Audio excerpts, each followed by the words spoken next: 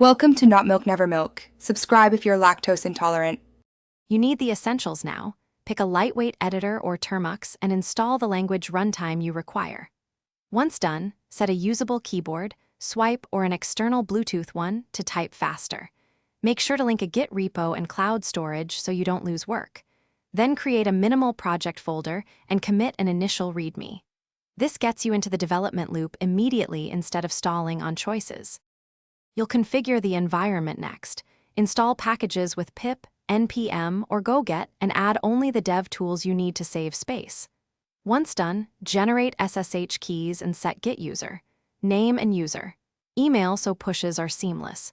Use a REPL for quick experiments and write tiny functions, then run unit or manual tests on device. Make edits, run, and iterate. Short cycles prevent big debugging sessions and keep your phone responsive while you build. To finish, commit your changes, push to the remote and create a tag or release so you have a stable checkpoint. Once done, clean up. Uninstall unused packages and compress large assets to free storage and keep performance smooth.